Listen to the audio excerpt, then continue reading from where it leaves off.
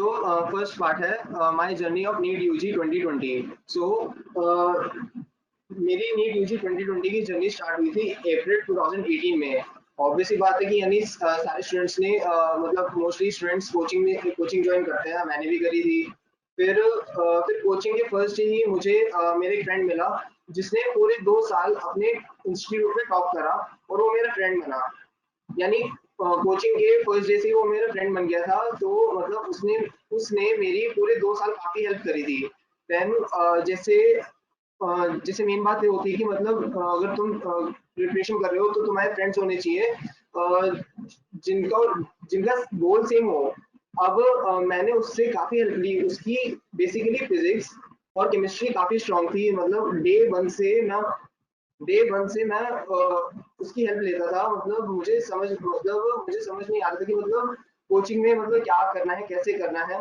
मैं भी कोचिंग जाता था, वो भी जाता था। तो मतलब बेसिकली स्टार्टिंग में मतलब हम साथ में बैठते पढ़ते थे। उसको ऑलरेडी मतलब काफी अच्छा आता था फिजिक्स केमिस्ट्री में, तो मैं उससे काफी अच्छी हेल्प ले लेता था।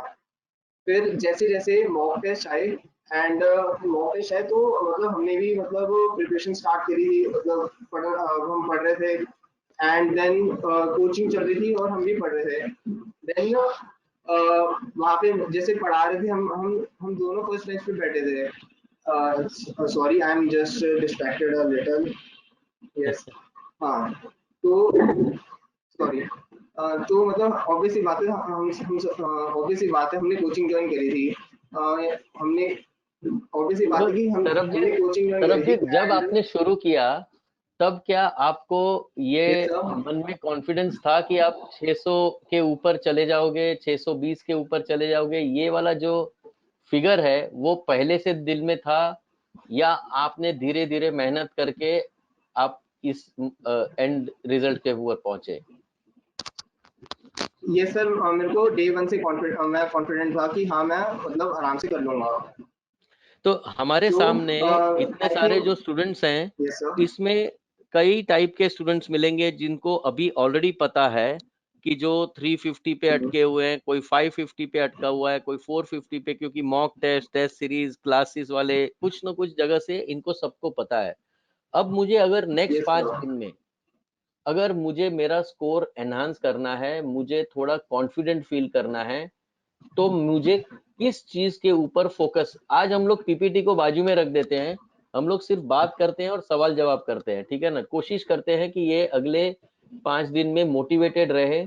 इनको वो वाली चीजें देते हैं कि जो सुन के इनको सचमुच में एग्जाम के दिन पे फायदा हो। वो यूट्यूब वाले वीडियो नहीं बनाना है अपने को कि 5 दिन में 650 100 मार्क बढ़ा दो। ये सब तो होता नहीं है, आपको भी पता है, शायद आप यस अग्री सर। करोगे मेरे से। ये धीरे धीरे बूंद बूंद से समुद्र भरता है। तो अपने को अब अगले 5 दिन में क्या होना चाहिए? जैसे एक बलात द्वांक्षी करके एक पहला स्टूडेंट है, बालात द्वांक्षी। Sir, I am feeling depressed due to exam, so what can you do? What can I do for 5 days so that I can feel good, confident and motivated?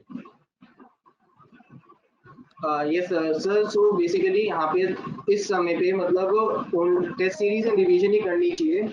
Like obviously बात है, NEET आने वाला है and सबने obviously बात है मतलब कोई ना कोई तो टेस्ट वगैरह करे होंगे। तो जो रेगुलर है वो तो हमको इस समय टेस्ट करने चाहिए एंड साथ में हमको मतलब जो से हमारे वीक पॉइंट्स है उन पे ज्यादा फोकस करना चाहिए। एंड अब जैसे हमने टेस्ट करा, मार्क्स देखे, सिली मिस्टेक्स देखी, उनको ठीक करा एंड और उनकी फिर रिवीजन करी। तो इस टाइम पे तो यही कर सकते हैं आप। आपको सो क्या लग रहा है कि क्या ब्रेकअप होना चाहिए टारगेट का बच्चों के सामने, कि भाई बायोलॉजी में मेरे को 330 तो टारगेट करना ही पड़ेगा अगर 600 के ऊपर जाना है या 615 के ऊपर जाना है? जैसे आपके वक्त yes all sir. India quota कुछ 617 पे क्लोज हो गया था। इस साल क्योंकि यस वो भी सर। थोड़ा ऊपर जाने के चक्कर में दिख रहा है मेरे को, क्योंकि थोड़ा इजी पैटर्न किया है इन लोगों ने प्रेशर कम करने के लिए बच्चों के ऊपर। यू नो आपको पता ही होगा, अभी थोड़ा फॉर्मेट चेंज किया है, 5 सवाल छोड़ सकते हो, वो वाला सवाल है। तो naturally the marks cut off will go higher, it is expected that way. Yes sir. तो क्या ब्रेकअप होना चाहिए फिजिक्स, केमिस्ट्री और बॉटनी, जूओ या तो बायोलॉजी में आपके हिसाब से, जो बच्चों को सेपरेटली एक एक सब्जेक्ट के ऊपर टारगेट करना चाहिए उनको? Target in sense about marks ना? अबाउट मार्क्स, फिजिक्स में इतना तो होना ही चाहिए, जैसे 130 के नीचे जाना ही नहीं चाहिए, या केमिस्ट्री में 140, या बायोलॉजी में, you know what is that So, breakup of marks in the NEET that they should target so that they can reach to 615 or 620? yes sir, so the breakup should be like physics में 150, chemistry में 150 and biology में 330 और 320 कह सकते हैं आप, like इतना होना चाहिए, तो तभी मतलब अच्छा कॉलेज मिलेगा, अदरवाइज मतलब फिर काउंसलिंग में मतलब प्रॉब्लम आ सकती है। ओके, अभी अगर कम इसके बीच में yes sir, मैं समझ गया। अब मैं आप सभी बच्चों को इतना बता सकता हूँ कि मोक्ष का फिलोसॉफी बहुत सिंपल है। एवरी स्टूडेंट, एक चीज याद रहे, आपको पता होगा कि डॉक्टर को कभी जॉब ढूंढना नहीं पड़ता इंडिया के अंदर, ठीक है? इसका कारण एक ही है, क्योंकि India lakhs health care professionals, ठीक है ना? इंडिया के अंदर दुनिया में जो वही डेवलप्ड कंट्री बोला जाता है जहां पे 1000 पॉपुलेशन के सामने एक डॉक्टर हो। ये मिनिमम रिक्वायरमेंट है for you to call a country as a developed country. We are still a developing country. हमारे यहाँ पे 1700 पॉपुलेशन के सामने एक डॉक्टर है, इसलिए कभी डॉक्टर को कभी जॉब ढूंढना नहीं पड़ता, उसको सामने से काम मिल जाता है। इंजीनियरों की हालत बहुत बुरी है। अब प्रॉब्लम क्या है डॉक्टरों को कि मुझे एमबीबीएस करना है, बट मुझे इंक्लिनेशन एमबीबीएस का है, इच्छा डॉक्टर बनने की है, करियर बहुत अच्छी है, सब कुछ है, बट मुझे मिलता नहीं है इंडिया में। करेक्ट है? ये सोचना yes गलत sir, है। मैं आपको बताता हूं, आज की तारीख में आपके पास 3 ऑप्शन है। अगर इंडिया में 2 रीजन की वजह से एमबीबीएस में एडमिशन नहीं मिलते, एक, या तो आपका नीट का स्कोर कम हो, दूसरा, या तो आपके पास पैसे कम हो। अप्रोक्सीमेटली 83,000 सीट्स है इंडिया में, उसके अंदर से करीब करीब 20,000 सीट पैसों से मिलती है, जो management seat, NRI seat, deemed university का जो महंगा seat, these are all costly affairs. तो लोगों के पास उतने पैसे नहीं होते और उतने सरबजीत जैसे मार्क्स नहीं होते, तो इसकी वजह से ये 83 के बाद में सारा स्टॉप हो जाता है। 16 लाख जब एग्जाम देते हैं तो 83 जैसे तैसे करके निकल जाते हैं, या पैसों के बल पे या नीट के बल पे। जिस दिन उनको अगर इंडिया में नहीं मिलता, तो वही लोग एमबीबीएस अब्रॉड के लिए जाते हैं। हर साल 20,000 स्टूडेंट एमबीबीएस अब्रॉड के लिए जाते हैं। अगर आपको इंडिया के अंदर नहीं मिलता, अब्रॉड में जाने की परमिशन नहीं मिलती, तो तीसरा प्रोग्राम है कॉम्बो मेडिकल प्रोग्राम, जिसमें अमेरिकन सिस्टम जहां पे भी इम्प्लीमेंटेड हो, जिस कंट्री में, वहां पे बीएस इंडिया में कर सकते हो, और फिर मतलब कि आधा प्रोग्राम इंडिया में होता है, उसकी क्रेडिट आप फॉरेन में 3.8 इयर्स में एमबीबीएस खत्म कर सकते हो। तो ऐसे मल्टीपल प्रोग्राम है। ये जो बलात् जो आप लिख रहे हो, डिप्रेसिव फील कर रहा है, या शहनाज बोल रही है sir I am depressed because in 12th due to covid study it was affected, and it is my first attempt, what should I do?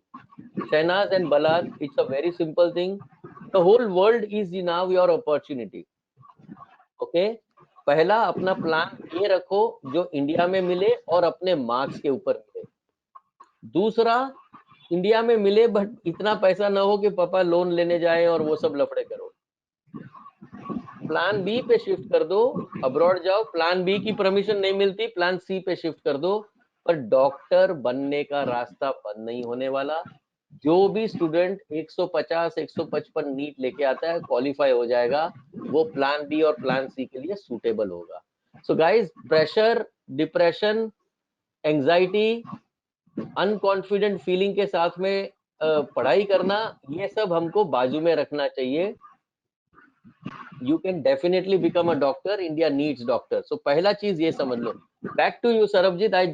I'm just trying to balance it out with your advices, with my advices. आप सभी को मैं request करूंगा, मोक्ष का career planner app है, उसके अंदर आप अपना नीट स्कोर और बजट सेट करते हो, तो आपको ऑटोमेटिकली आपको दिखेगा इंडिया की कौन सी कॉलेज में आपको एडमिशन के लिए सूटेबिलिटी है, on the basis of all India counseling, and कौन सी कॉलेजेस में आपको 100% मिलेगा या कितना % चांस है फॉर स्टेट लेवल काउंसलिंग, ये आपको मोक्ष करियर प्लानर आराम से, ऐप है, प्ले स्टोर के ऊपर है, डाउनलोड करके अपना टेंशन दूर कर दो. This is one of the things that you can do for yourself. It's absolutely free of cost, so nothing to worry about it. Okay. One question more for you, Sarabjit. Where do I do my last 5 days revision? What material did you use for examination just before 5 days? Sarabjit. So last 5 minutes, last 5 days में तो usually revision is much from the NCERT और बाकी कहीं से revision करने की जरूरत नहीं है. Biology, chemistry and even in physics में यूजुअली जब मेरा एग्जाम हो गया था तो मुझे एक रिग्रेट हुआ था कि यानी फिजिक्स मैंने एनसीईआरटी से ज़्यादा नहीं करी थी, मतलब एनसीईआरटी की रीडिंग मैंने फिजिक्स की बुक से नहीं करी थी. तो एक्चुअली जो फिजिक्स की एनसीईआरटी है उसमें जो पीछे लास्ट की जो समरीज है एंड पॉइंट्स टू पॉइंटर वाले जो पॉइंट है, मतलब चैप्टर के लास्ट में समरी होगी एंड पॉइंट्स टू पॉइंटर वाला बॉक्स होगा, तो वहां से 1 या 2 सवाल आ गया था. तो मुझे बाद में रिग्रेट फील हुआ था कि हाँ मैंने पढ़ा क्यों नहीं. तो अभी अगर तुम 1 या 2 दिन अगर तुम चारों बुक्स को कर सकते हो तो यानी अच्छा हो सकता है.